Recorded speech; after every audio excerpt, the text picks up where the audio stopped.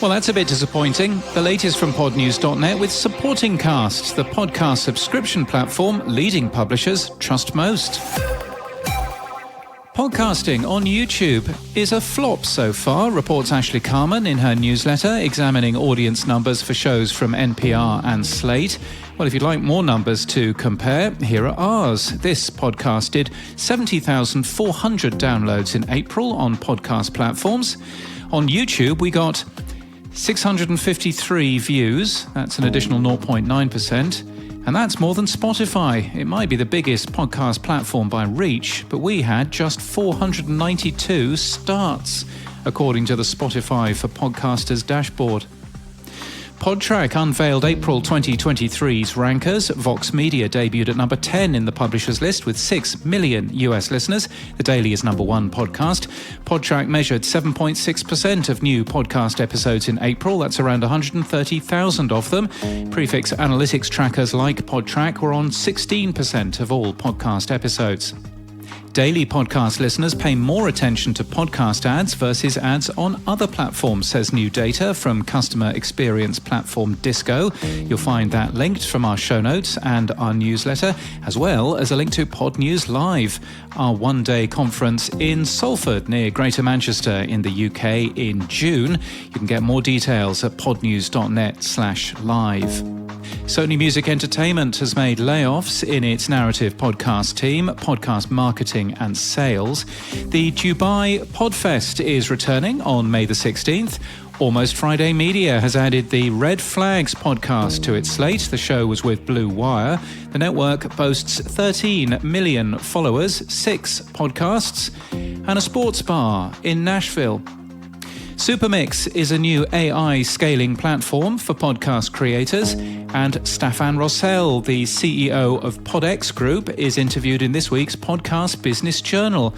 The company's plans are not to turn podcasts into TV, he says. We say to all the companies that we meet that it's audio first, and if you're successful and you have something fantastic that someone wants to make television or film out of, that's great, but that's a bonus. That's the icing on the cake. You can subscribe free at podcastbusinessjournal.com for the full interview. In People News, Miranda Kennedy has joined Vox as executive producer of Today Explained. She was supervising senior editor at NPR for Up First and Morning Edition. And best of luck to Charlie Windsor, who gets a new job tomorrow at Westminster Abbey in London. And in podcast news, the Pod News Weekly Review this week talks to Nick Hilton about host-read ads. And what are Acast doing, joining the Podcast Standards Project? We speak to Chris Kwame Roden. Also, all the good news you need for your weekend.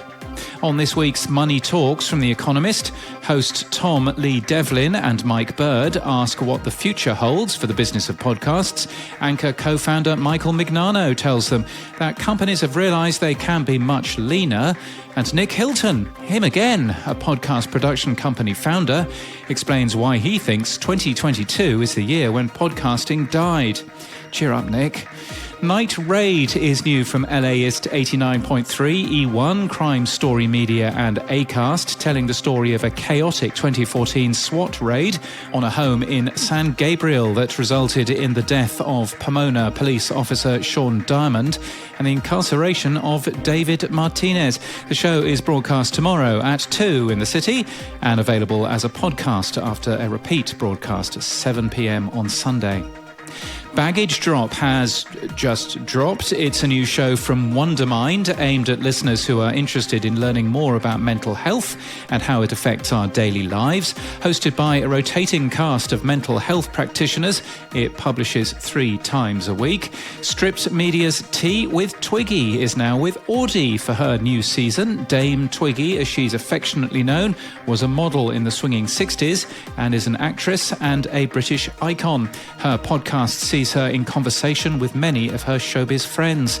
And the Podcast Accelerator has returned after a hiatus. In the first episode, host Mark Asquith, who also runs podcast host Captivate, takes some time talking about why he took a break.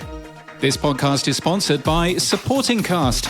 Supporting Cast clients took home an impressive 13 of the 27 awards at this year's AMBIS ceremony. Build your premium podcast offering on the platform leading publishers trust most. Visit supportingcast.fm. And that's the latest from our newsletter. To read all the stories and subscribe, we're at podnews.net.